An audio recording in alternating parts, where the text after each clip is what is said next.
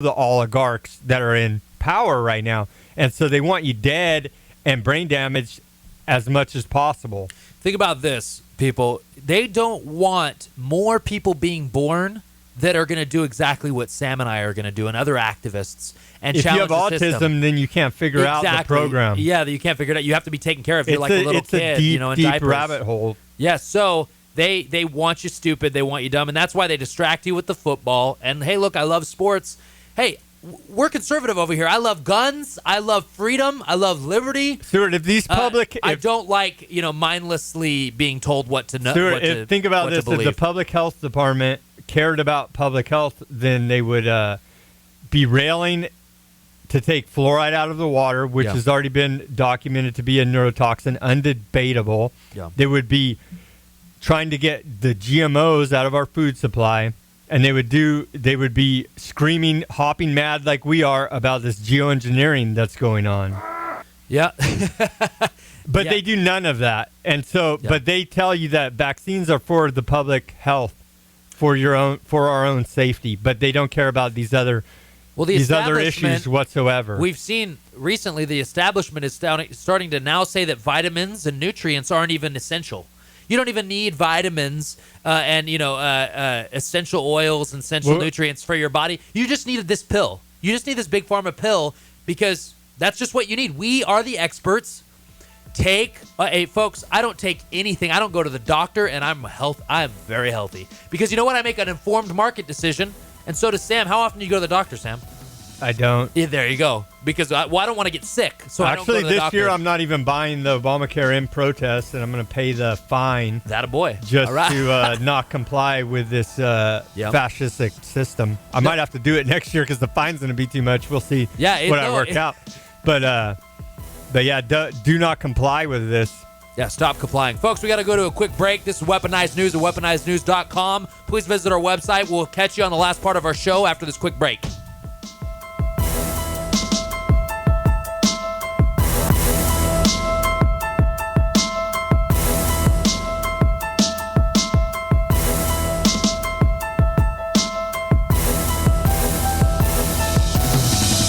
Welcome back. This is Weaponized News. Visit our website, weaponizednews.com. I'm your host, Stuart Webb, along with my co-host, Sam Chaney. We're going into crunch time, the fourth quarter of our show.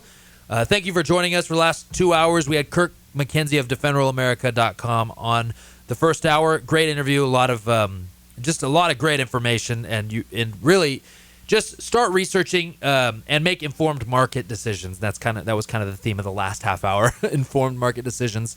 But Sam was telling me over the break, we need to get to some news. There's a lot of news that we need to cover, so we're going to try to get through it. Yeah, we probably won't, but we're going to try. There's a lot, so let's get at it. President Obama explains his boots on the ground ISIS war strategy. The Nobel Prize winning president has been busy petitioning Congress to declare war on the Islamic State, a non-country which technically does not exist. But now he plans to expand his war powers to any place on the earth.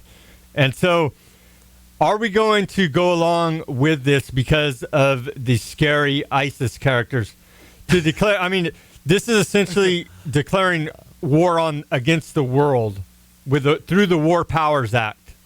Yeah, it's Congress giving the president just complete, basically. There is no Islamic State. Yeah. There is no such place. You can, just like how you always say, Stuart, with no clear enemy and no clear defined goal, no clear exit strategy.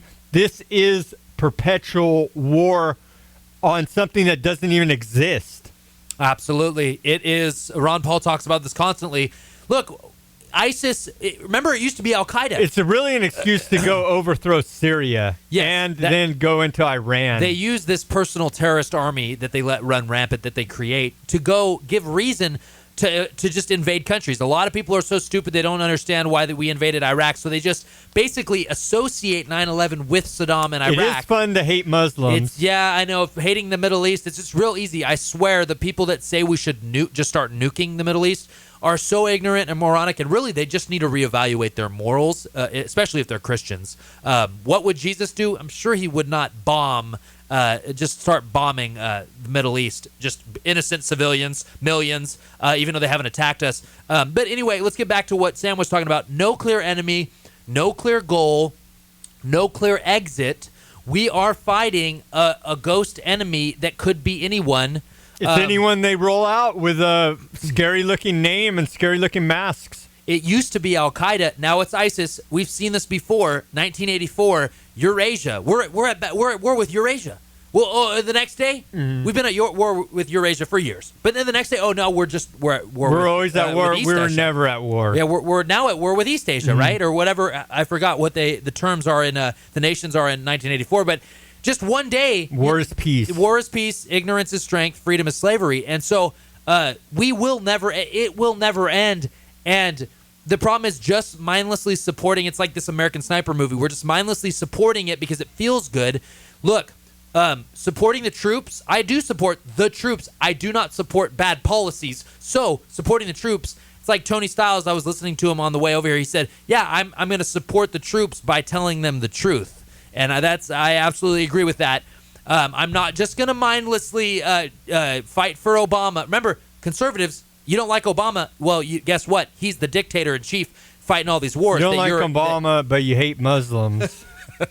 Yeah, and you'd love to. How do you square that? Well, the thing is, they love to make themselves feel better because they supported Bush and all the criminal actions.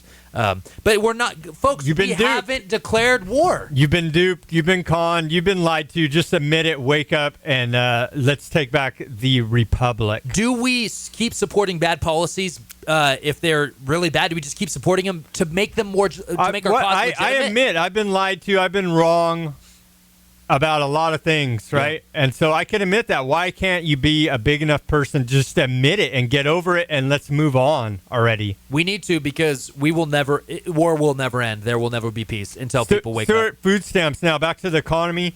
Food stamp beneficiaries in this recovery exceed 46 million for 39 straight months. And that's an article out of CNS News.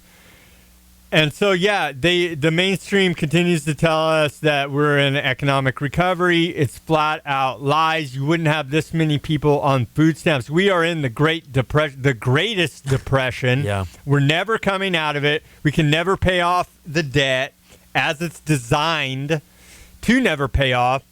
And so we would have a different story in this country if there was not the EBT cards and it wasn't all papered over and hidden, because there's 46 million. If we had them in over soup lines, 46 million, yes. If they were in soup lines, people would be freaking out.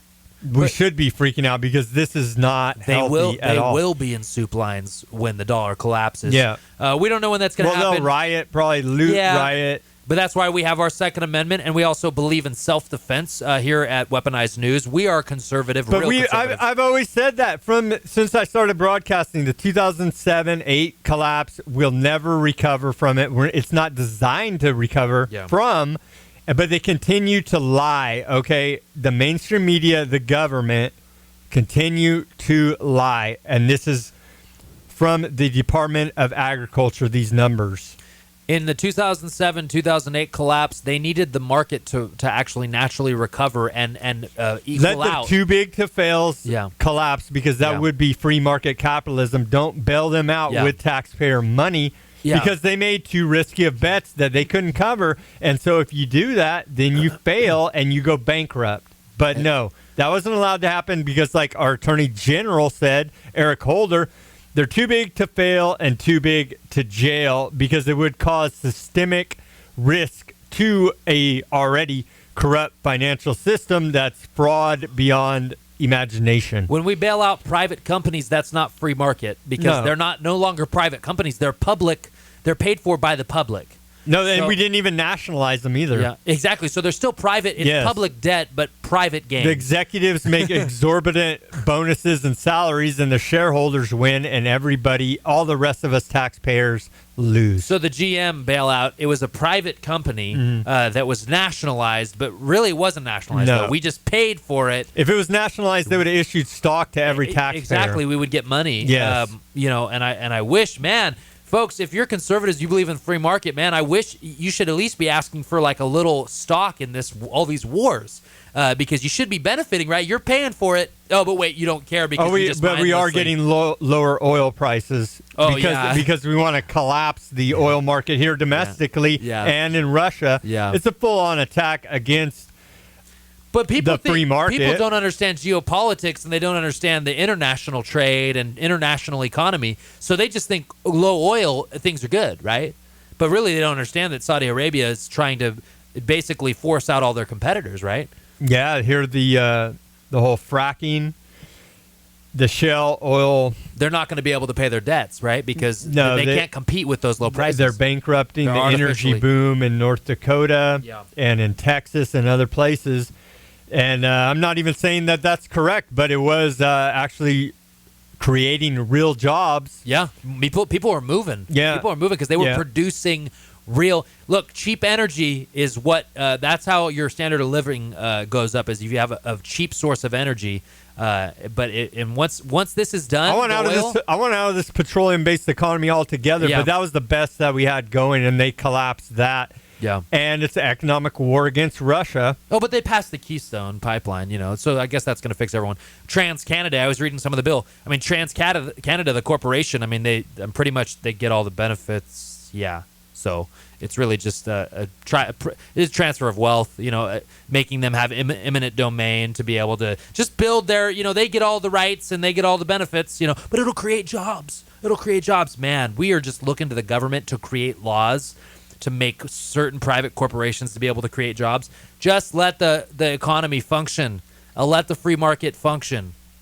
Stuart, the U.S. government faces pressure after biggest leak in banking history. Oh, yeah. And this is the HSBC. And, they're just going to pay another fine again and not get in trouble for helping. Is that what it said? Well, no, Yeah, but we already know the program. We know the program for helping their clients dodge taxes. Yeah, they're big clients that have their funds in their Swiss bank accounts in HSBC. It came out through a leak that they're dodging taxes. If me and you dodge taxes, Stuart, the IRS is going to come audit us and then arrest us. Yeah. But these high rolling elite clients of the HSBC can be shielded from paying taxes here, and nothing will happen. I guarantee you they will only pay a fine.